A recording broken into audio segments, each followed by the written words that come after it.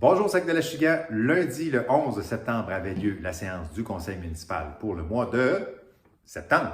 Et, fidèle à mon habitude, je prends toujours le temps au lendemain de ces séances-là pour vous faire un rapport d'un fait saillant des principales décisions qui ont été votées. Et fait à noter, il y a eu des séances extraordinaires dans les dernières semaines, notamment pour donner des mandats en ressources humaines auprès d'une entreprise qui s'appelle Fauve. C'est une entreprise spécialisée dans la chasse de tête positive, dans ce cas-ci, pour combler nos postes de direction générale et de direction des travaux publics. Donc, ils ont été mandatés pour nous trouver les perles rares et donc combler ces postes-là au sein de notre administration. Le 11 septembre, c'était l'occasion d'adopter un règlement pour la réglementation en matière de circulation, stationnement. Ceux qui suivent les faits saillants, on avait déposé des avis de motion pour installer un arrêt, notamment au coin des rues Bocage, et également interdire le stationnement sur la rue Vizina du côté de la piste cyclable qui est là. Donc, ça a été concrétisé, ça a été entériné. Donc, le règlement est en vigueur. Vous allez suivre ça sur le terrain très, très prochainement. Par ailleurs, il y avait le dépôt du rapport d'activité suivant la consultation qu'on a tenue cet été sur l'avenir de l'Église. Le rapport, je vous invite à aller le lire, il est vraiment bien fait. C'est la firme Arpan donc, qu'on avait mandaté pour nous accompagner dans cette consultation-là. On a reçu des très, très bons commentaires sur ça pour ceux qui ont participé. Le rapport fait état de grandes lignes, en quelque sorte, là, et vous n'aurez pas de surprise, c'est très, très positif. D'abord, on parle de l'accessibilité, de mettre à jour nos installations sanitaires, les toilettes, tant au rez-de-chaussée qu'au sol, il faut mettre ça à jour. L'accès aussi aux personnes à mobilité réduite, c'est à revoir, faites-vous-en pas, c'est noté dans le rapport et on compte bien donner suite. Deux grands constats également, là, c'est la question que tout le monde se posait, quoi faire avec en haut, quoi faire avec en bas. Essentiellement, en haut, on a le mandat, puis la population, là, ce qui se dégage de ça, c'est l'importance d'avoir une salle multifonctionnelle pour répondre à nos besoins de rassemblement, là, les grands soupers, les grandes danses, les grands rassemblements à la fois pour les événements de tout acabit qui se tiennent, que ce soit l'église, la chorale des voix de la Chigane, au spectacle, remise de diplômes, au rez-de-chaussée. Alors, d'avoir une salle multifonctionnelle communautaire pour nos besoins collectifs.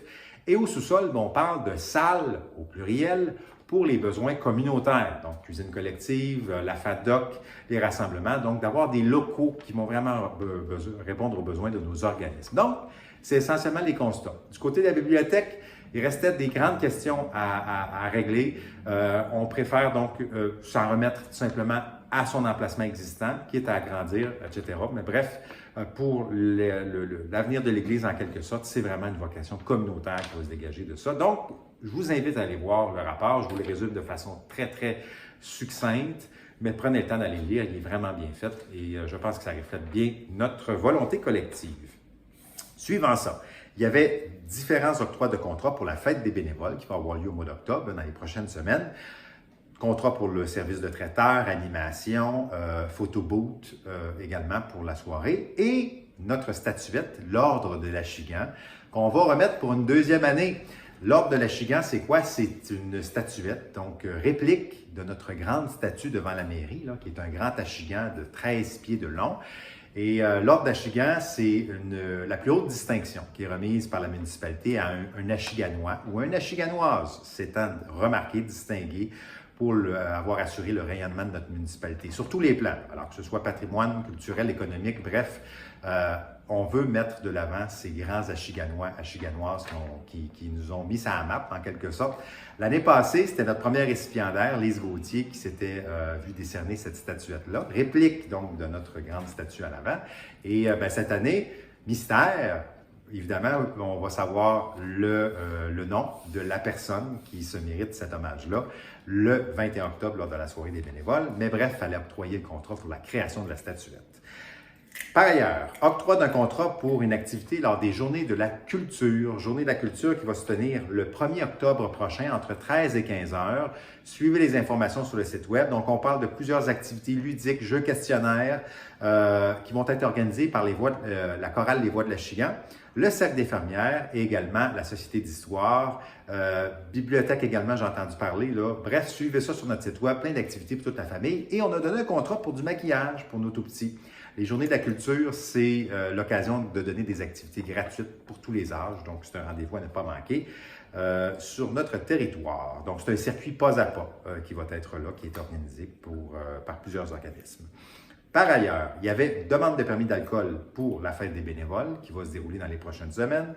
Également, demande de publicité dans le journal Info Carrefour de l'Association Carrefour Famille Montcalm. Donc, c'est un groupe très, très important qui vient en aide aux familles en situation de vulnérabilité.